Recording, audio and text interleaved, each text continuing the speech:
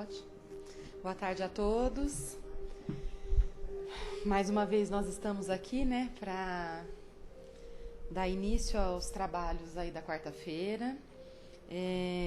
O ano está quase que terminando, né?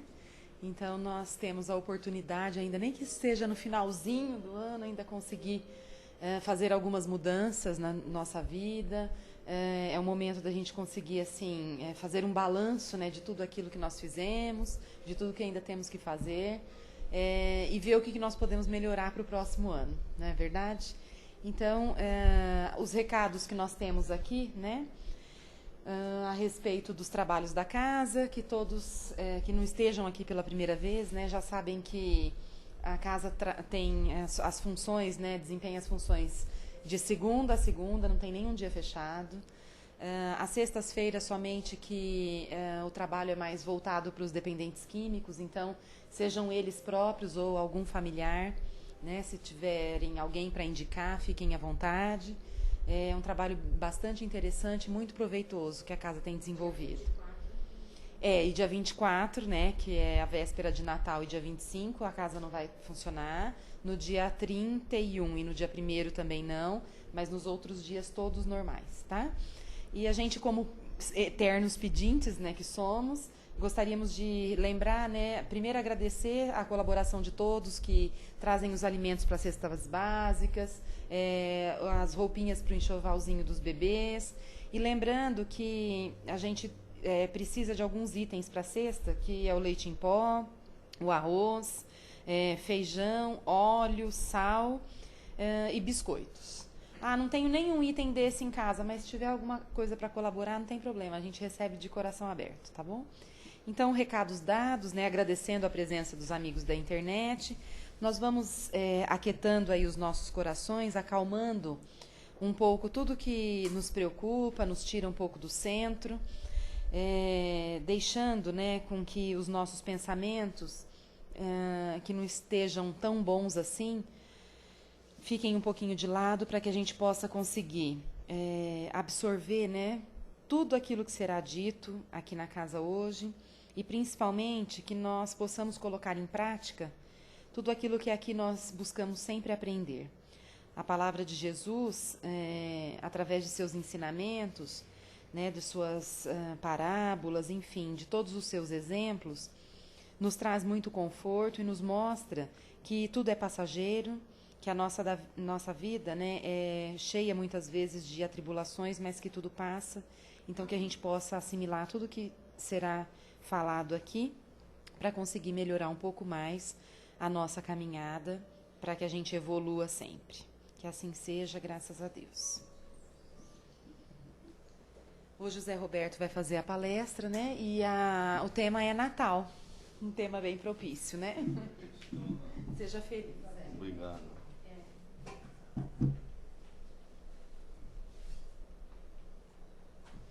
Boa tarde a todos que estão presentes, aqueles que estão nos vendo pela internet, né? E é sempre uma alegria quando podemos falar sobre Jesus, sobre o seu Evangelho. E hoje especificamente vamos falar sobre um tema assim bastante pertinente, né? Que é o Natal. E a palavra Natal quer dizer nascimento, então nós vamos falar do nascimento de Jesus. E na realidade, essa é uma data que foi convencionada, né? E é importante que seja uma data estabelecida, não importa se isso aconteceu realmente nesse dia ou não, mas é importante que se convencione uma data. Por quê? Porque como o próprio Paulo de Tarso nos adverte, o ritual é do homem, né? E nós temos que estabelecer um ritual para tudo. Tudo que nós fazemos na vida estabelece um ritual. O nosso dia a dia é um ritual. Então, quando nós estabelecemos que nós vamos acordar e vamos tomar um banho e vamos tomar um café, depois é um ritual. Tudo. O que é o ritual? O ritual, na realidade, é uma organização daquilo que nós queremos fazer.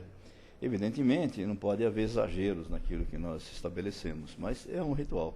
E o Natal também é uma data estabelecida, não é uma data que nós devemos dizer que é realmente o dia que Jesus nasceu.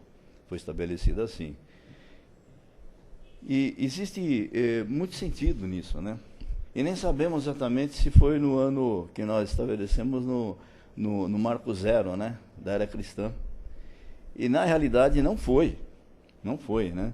É que o que ocorre é que na história e na própria história das religiões e na própria história do cristianismo, então isso vai sendo alterado e vai sendo convencionado de acordo com aquilo que se imagina que seja ou daquilo que é melhor. Quem estuda realmente os evangelhos de Jesus, quem estuda principalmente, não precisa ir longe, não precisa buscar nas erudições, nos livros que falam mais sobre Jesus, como fala no livro do século I, de Flávio Josefo, que fala das antiguidades judaicas, que é o único livro que realmente escrito de próprio punho que se cita sobre Jesus. Os demais, os evangelhos, eles foram narrados e escritos posteriormente. Mas nos próprios evangelhos nós vamos buscar algumas coisas, alguns indicativos que Jesus não nasceu no ano zero. Não nasceu no ano zero. Por quê? Porque Lucas e Mateus, eles são muito claros quando eles dizem que é no reinado de Herodes. Reinado de Herodes. É justamente ano de 6 a 4 a.C. Não tem nada a ver com o ano zero.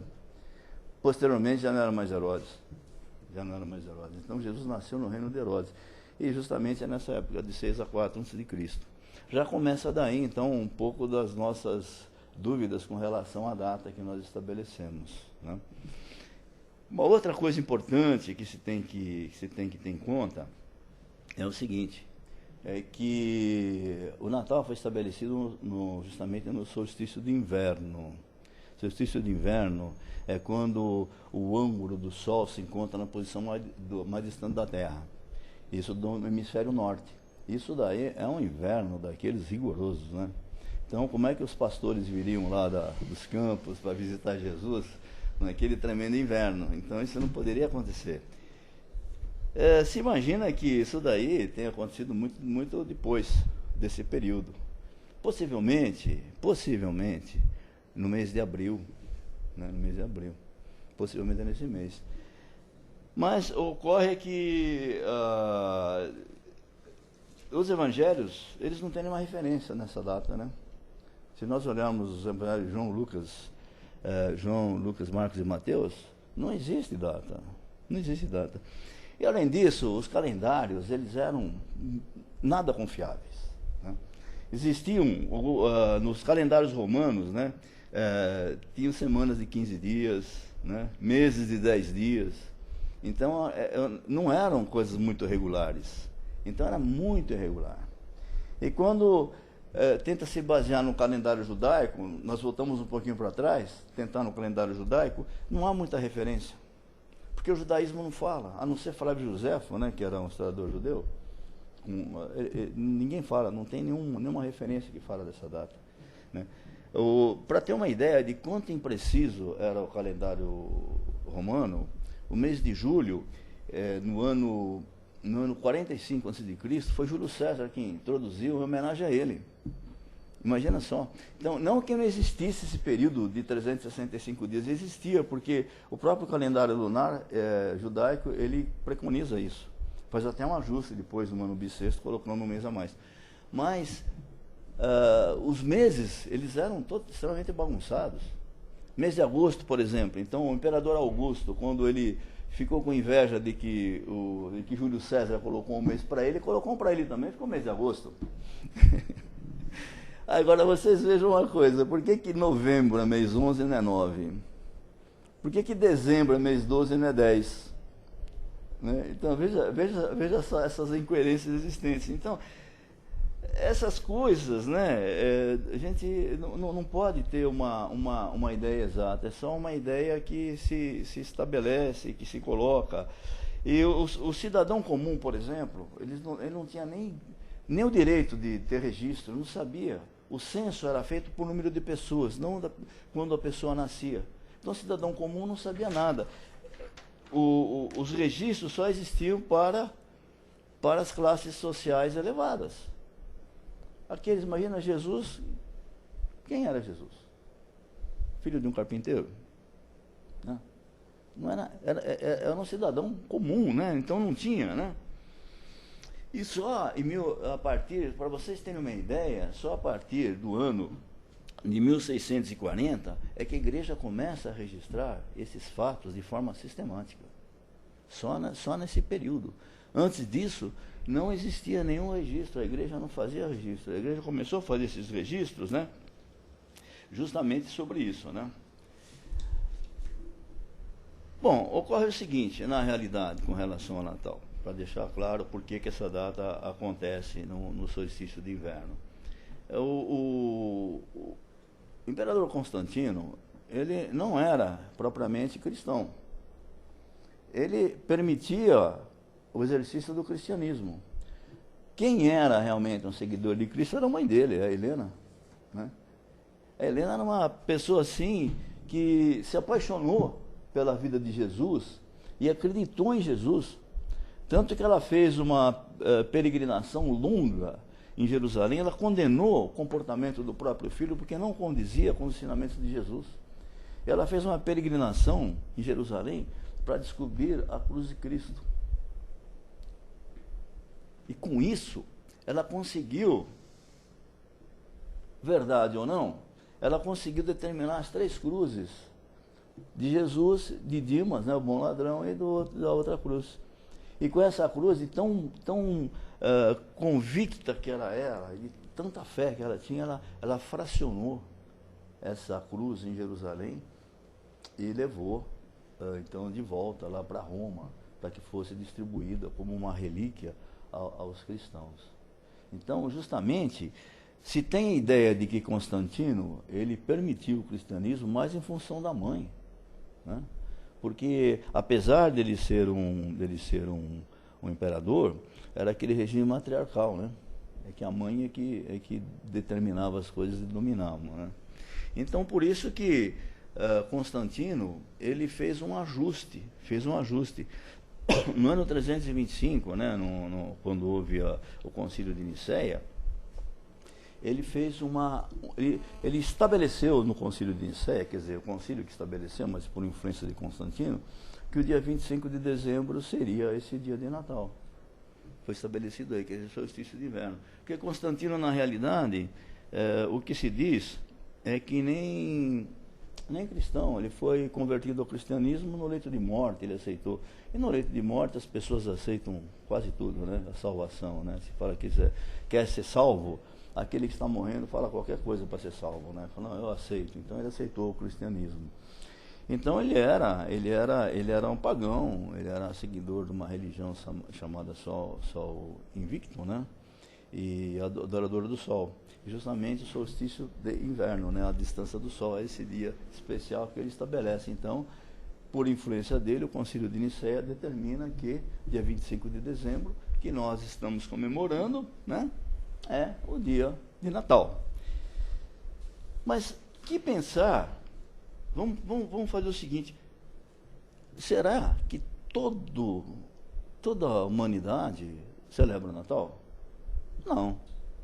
Os cristãos, de um modo geral, celebram o Natal, mas tem a adesão de outras religiões que têm celebrações similares, como o judaísmo, né? Nessa época tem a festa do Hanukkah, que é a festa das luzes, que é a festa do milagre das luzes, né?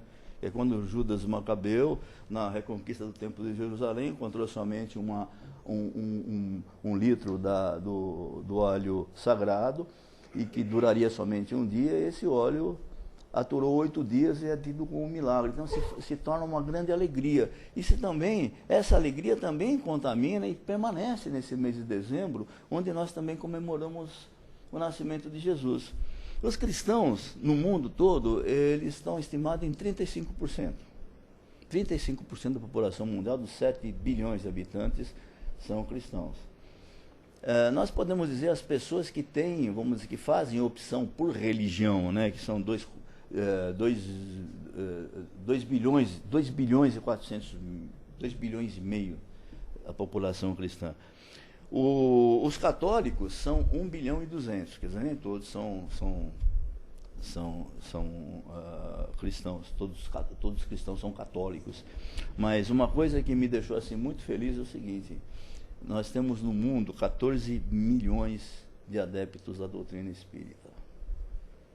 Por que é 14 milhões? Porque nós, como adeptos da doutrina espírita, nós temos uma condição melhor de avaliação. Nós temos uma condição melhor do entendimento. Segundo estatística, os espíritas são pessoas que leem mais, são mais instruídas, então não são dogmáticas.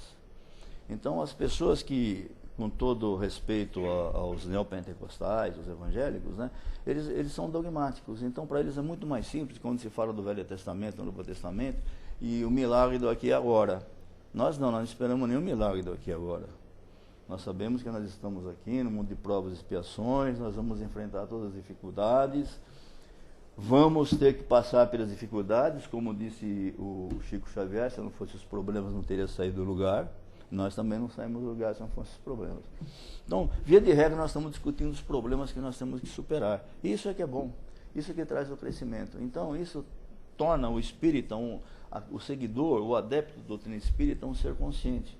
Aquele que tenta seguir o espiritismo não é proselitista, não tem ninguém na porta aí falando, olha, entra na casa do caminho, que aí os seus negócios vão melhorar. Ou entra aí que você vai arrumar emprego. Ou entra aí que você vai arrumar casamento. Ninguém fala isso, né? Não é proselitista. O espiritismo é uma doutrina que nos traz o entendimento. É uma doutrina que nos traz o conforto e a consolação, através do entendimento. Não que nós não somos conformistas, nós somos aqueles seres que sabem que nós tivemos tantas e tantas encarnações, passamos por tantas e tantas situações, e nesse momento nós temos que enfrentar tudo aquilo que nós deixamos para trás. E nós temos que resgatar, porque nós acreditamos na lei da ação e reação. Que toda ação tem uma reação contrária de igual valor. Então o que nós fizemos lá, nós temos que reparar agora nesse momento. Como? Sofrendo? Não, entendendo. Não é só sofrimento, espiritismo, gente, não é só sofrimento. Gente que fala, ó, você é espírita, você se conforma com sofrimento. Não, absolutamente. Nós entramos, ou nós seguimos a doutrina espírita, porque nós estamos nos esclarecendo, nós estamos adquirindo conhecimento, e através do conhecimento, colocar tudo isso em ação, que é através da caridade. Né? Como dizia, como na Epístola de Tiago, que diz, né, e Paulo também reafirma isso, que você ter a fé, o conhecimento, sem ação não é nada. Não é nada. Paulo é muito claro na primeira Epístola aos Coríntios, no capítulo 13, quando ele fala que se ele conhecesse a língua dos homens e dos anjos, tivesse conhecimento de todas as ciências, se fosse a caridade não seria nada. Nós aqui também. Se nós conhecemos a doutrina, conhecemos o porquê que nós estamos aqui, da nossa evolução, da nossa necessidade, sem a caridade, não seríamos nada. Então, todo centro espírita, todo núcleo espírita, ele necessariamente tem um trabalho social. Necessariamente tem um trabalho social. Porque senão é pregar no deserto. Né? É como, né, João Batista no deserto. Então não vai resolver nada. Né? Então esse é o fato, que nós temos realmente que nos colocar à disposição do trabalho. O espírita justamente é isso. Nós temos que trabalhar, e esses 14 milhões de adeptos que com muita alegria eu consegui pesquisar, né, que existem 14 milhões de adeptos espíritas no mundo, né, está em crescimento, né, fora os que não se declaram, mas estão em crescimento, né. Então, é uma coisa assim bastante interessante. Por isso nós podemos entender muito melhor todas as situações, inclusive o dia de Natal. Quando é que é o Natal para nós? Será que o Natal é justamente aquele momento em que nós temos que esperar, no dia 25 de dezembro, para sermos bons, para fazermos as sacolinhas para as criaturas necessitadas, para darmos as cestas básicas, para darmos de comer ou dar uma alimentação melhor àquela pessoa que está lá nos servindo? Será que é isso? Isso é o Natal? O Natal, para cada um, é um momento de despertar. O momento que nós nos despertamos, esse é o momento que Jesus nasce. Lembrem-se de que nós falamos da data. 25 é uma data que nós convencionamos, 25 de dezembro, que não é o nascimento de Jesus. Nós convencionamos. O Natal para cada um é o Natal do momento em que nós entendemos que Jesus nasce em nosso coração. No momento que temos o entendimento, esse é o dia de Natal. Né? O dia de Natal. Quando é que foi o Natal para Paulo, por exemplo? Paulo de Tarso. Estrada de Damasco. No momento que ele vê Jesus. Naquele momento, é o momento que Jesus nasce para ele. Então, a partir daquele momento, ele se torna uma outra pessoa. Né? Como ele diz, não sou eu mais que vivo, mas Jesus vive em mim. Então, é assim que tem que ser. Para Pedro, quando é que foi o Natal para Pedro? Foi quando ele conheceu Jesus? Foi quando Jesus foi buscá-lo às margens do Mar da Galileia? Não foi. Foi no momento em que ele se reconcilia com Mateus? Também não foi. Foi no momento em que ele nega Jesus pela terceira vez. Aí ele sente que Jesus nasceu nele. Que ele sente quanto pequeno ele era. Quanto ele teria que fazer. E daquele momento ele se transforma. A casa do caminho, a mansão do caminho, que ele estabeleceu, justamente em função de que Jesus realmente naquele momento nasceu em seu coração, não no momento que ele seguiu Jesus durante todo o apostolado do Mestre. Não foi assim. Mas, então, o que ocorre é que Natal é um momento muito importante para nós e nós temos que realmente estabelecer, já que estabelecido esse momento, nós temos que realmente vivenciar esse dia, o momento que, segundo o Joano de Ângeles coloca na sua mensagem, que pela proximidade da data da reunião do dia de Natal, ela lembra do dia que Jesus aparece no planeta, quando Jesus está sempre presente. Quando nós falamos aqui que só cerca de 35% da população mundial é cristã, somente 35%, nós temos também outro tanto que são, como eu falei, são judeus, que também comemoram o dia do Hanukkah, que é uma festa bonita, que é uma festa de luz, uma festa de fraternidade, de amor, e outras religiões que se contaminam até pelo espírito do Natal, que não deixem de fora a comemoração do Natal. Também guardam como um feriado importante o dia de Natal. Então esse dia realmente parece que a Terra se ilumina e a espiritualidade entra em conjunção com essas boas vibrações do planeta que nós vivemos, né? Existem algumas coisas, né, que é importante falar, por exemplo, né, sobre... Nós temos algumas tradições, na verdade. Nós temos, por exemplo, uma árvore de Natal. E por que significa uma árvore de Natal? Por que existe uma árvore de Natal? Aquilo nos traz alegria, nos traz luz. Então, o que acontece? A espiritualidade, ela vai colocando para a gente alguns símbolos para que nós possamos nos fixar. E quem, pela primeira vez, montou uma árvore de Natal foi Martinho Lutero, né? Porque conta a lenda que era uma noite, justamente nesse momento, no hemisfério norte, estamos falando do hemisfério norte, que é inverno, esse dia é inverno, cai neve.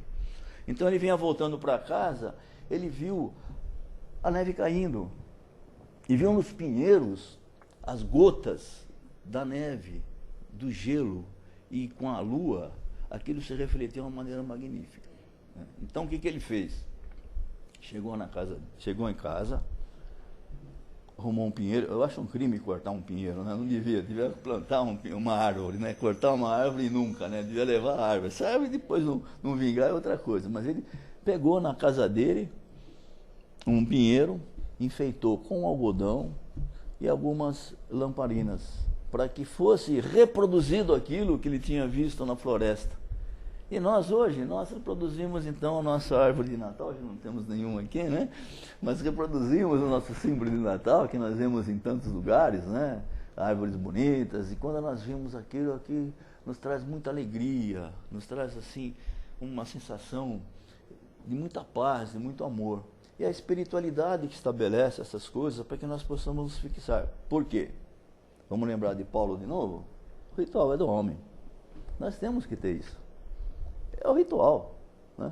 É o ritual que nós fazemos. Da mesma forma que nós fazemos aqui. A nossa irmã que me apresentou, não é um ritual, fazer apresentação, fazer uma prece, fazer... De uma certa forma, porque é uma forma que nós temos para nos ligar, para nos concentrar, para também nos disciplinar. Então a árvore de Natal acontece dessa maneira, que é uma coisa assim bastante interessante, né? Joana de Anjos nos traz aqui, vamos andar um pouquinho, senão vamos passar do nosso horário. Diz o seguinte: quando Jesus nasceu, os valores éticos haviam sido substituídos pela hegemonia da força que dominava, gerando aflições em toda a parte. Quando Jesus nasceu. Então vamos fazer o seguinte: será que Jesus nasce em nós agora? Para que nós possamos mudar tudo isso? Mudar o que acontece no mundo? Jesus disse: nós somos o sal da terra, nós temos que sempre trabalhar nesse sentido. A lei do amor, da fraternidade, da caridade. Né? Jesus ele não ensinava simplesmente pelas palavras, mas pelos seus exemplos. Quando nós olhamos os evangelhos, os 4 evangelhos canônicos, vamos ver que ali Jesus nos ensina pelo exemplo.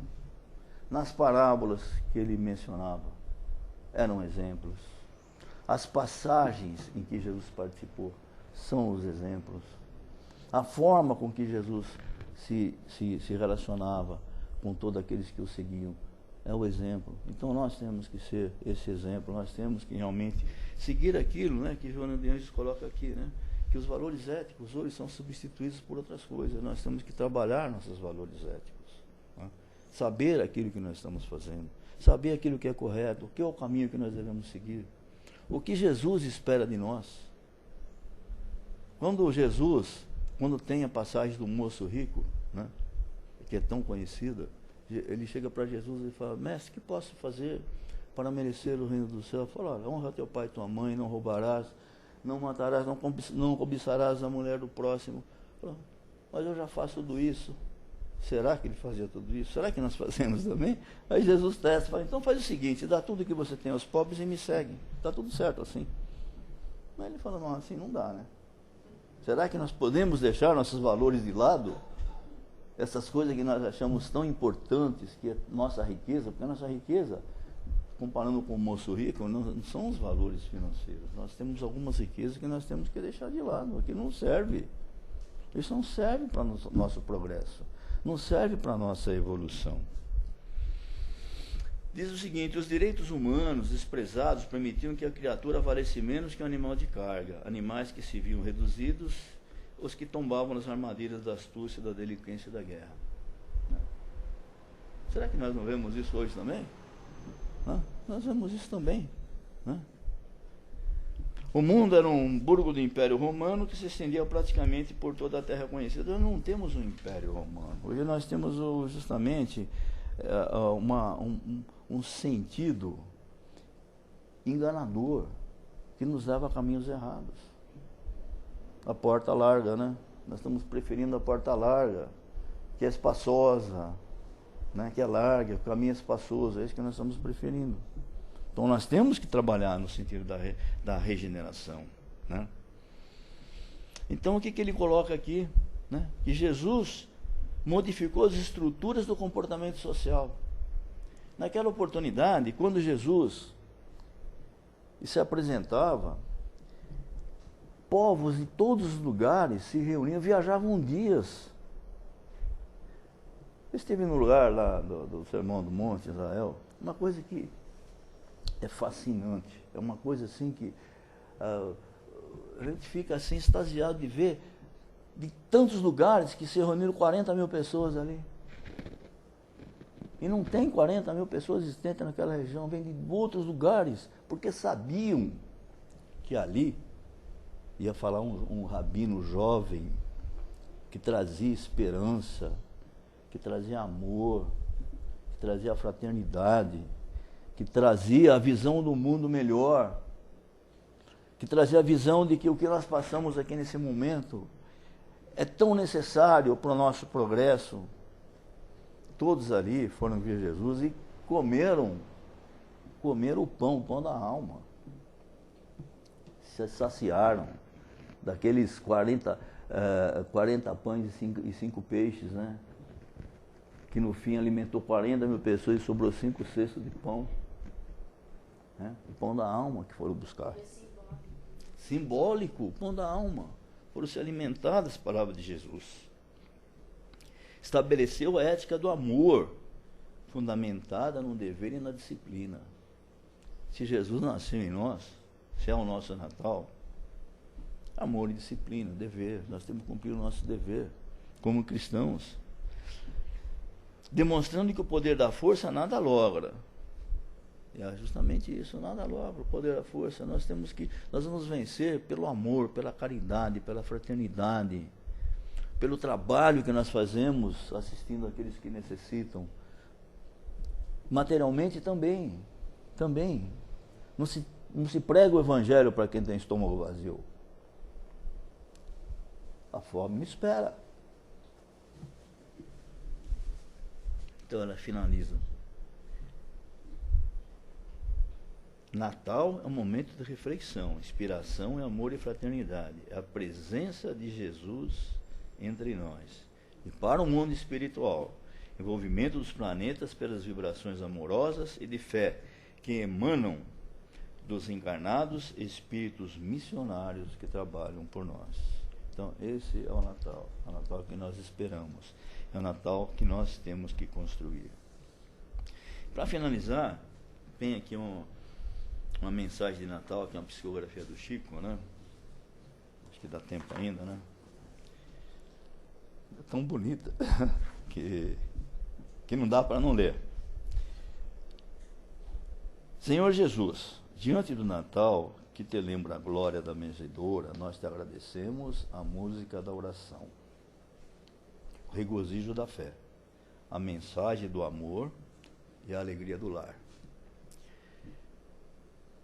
o apelo da fraternidade, o júbilo da esperança, a bênção do trabalho, a confiança no bem, tesouro da tua paz, a palavra da boa nova e a confiança no futuro. Entretanto, ó Divino Mestre, de corações voltados para o teu coração, nós te suplicamos mais. Concede-nos, Senhor, o dom inefável da humildade, para que tenhamos e a precisa coragem de seguir os teus exemplos. E que Jesus esteja sempre conosco, não só nesse momento de Natal, mas que nós possamos fazer do momento do nascimento de Jesus todos os dias em nossos corações, para poder seguir justamente esse legado maravilhoso de amor, de fraternidade e de esperança, principalmente, porque a fé sem esperança não é fé, né? Que Jesus nos deixou. Uma boa tarde a todos.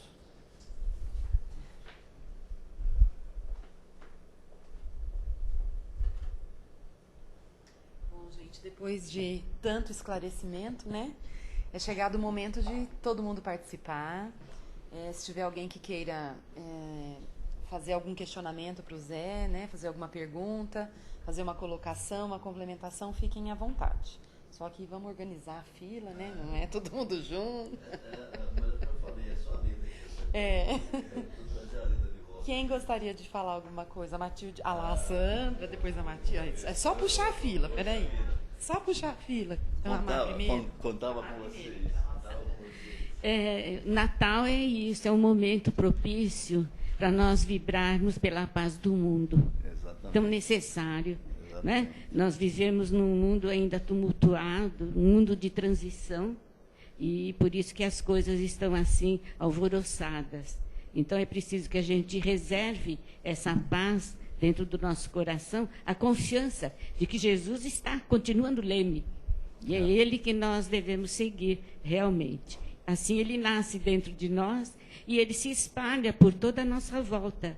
Cada um de nós deve ser um exemplo dos seus ensinamentos, né? E é o Natal que nós vivemos.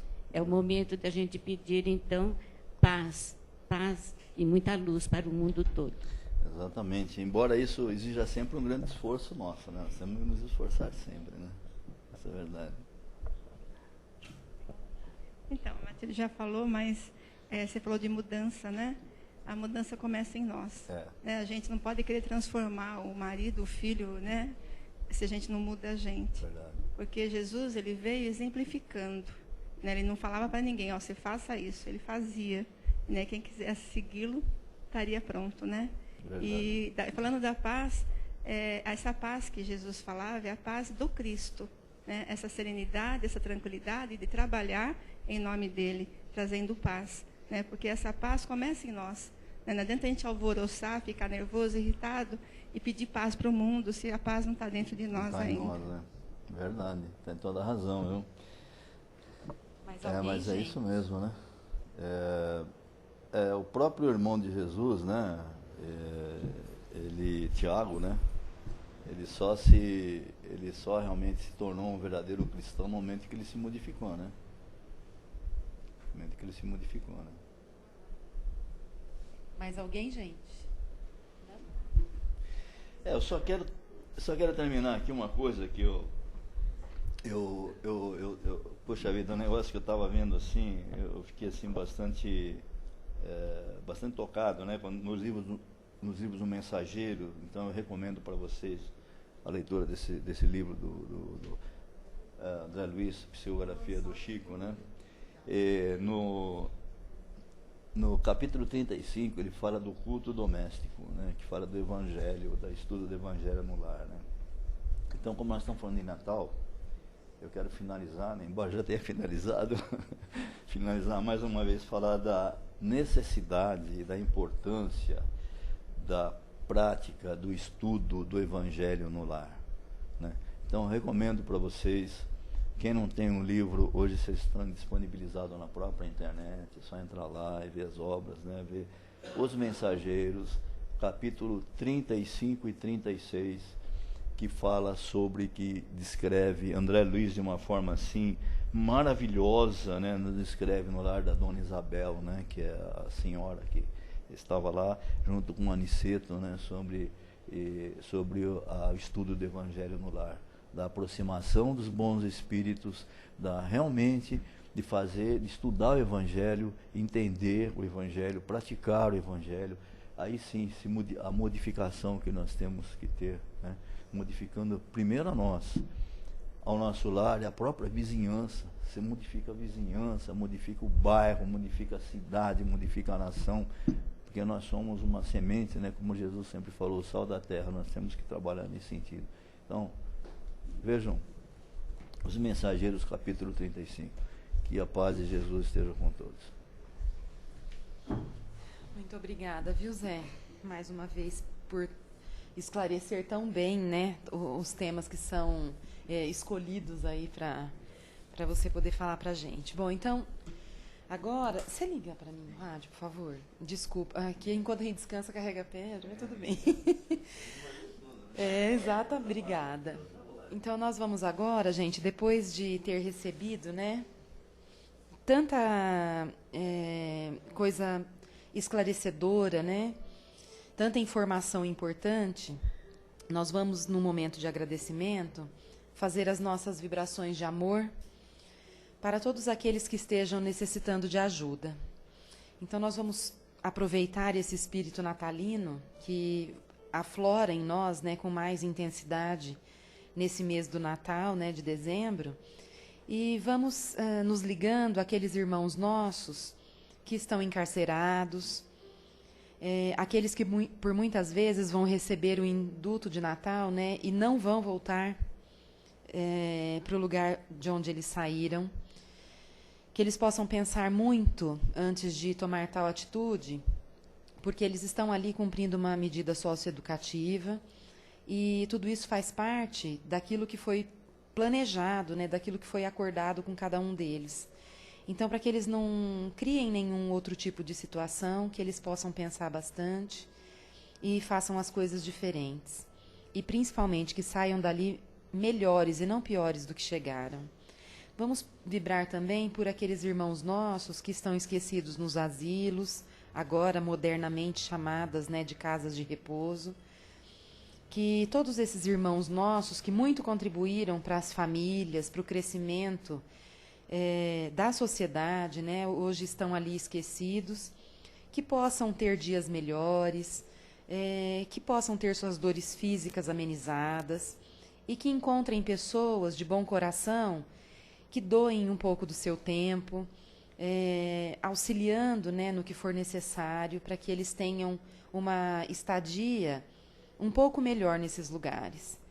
Vamos vibrar também por aqueles irmãozinhos nossos que estão nos orfanatos e que nesse momento também de final de ano têm muitas vezes a oportunidade de ir para lares de verdade, serem recebidos, né, para passarem um tempo ali com as famílias e que eles possam ter a oportunidade também de conseguirem sair dali, que as pessoas que estejam dispostas a adotar alguém, que não fiquem presas somente a detalhes que às vezes são muito pequenos, né? Crianças recém-nascidas ou crianças do jeito A, B ou C, que o coração esteja cheio de amor, aberto para receber qualquer ser, né, na família deles e que eles tenham todos essa oportunidade. Vamos vibrar pelos irmãos nossos que estão estagiando nas ruas, que vão passar por momentos difíceis ainda, que já passaram por momentos complicados, mas que eles consigam se confortar, lembrando que nada acontece ao acaso e que Deus está sempre ali ao lado deles, colocando no caminho, né, de cada um, sempre alguém que possa levar, seja o pão físico ou o pão espiritual, que eles continuem sendo amparados e protegidos. Vamos vibrar por todos os nossos entes queridos, encarnados e desencarnados, por nossos amigos, pelos nossos companheiros de trabalho, por todos os trabalhadores aqui da casa, e vibrar por as pessoas que estejam passando por momentos de dificuldade, quer sejam financeiras, emocionais, físicas, né, com relação à saúde, que todos sejam amparados e protegidos. E assim sendo, nós agradecemos a equipe espiritual aqui presente, que desde muito tempo esteve aqui, né, preparando o ambiente para nos receber e nos brindando com tanta força, com tanta luz, nos preparando para mais essa semana de trabalho, de enfrentamento das nossas atividades. Então, que nós possamos, unidos, fortalecidos, trilhar sempre pelo caminho do bem, procurando colocar em prática todos os exemplos de Jesus. Que assim seja, graças a Deus. Zé.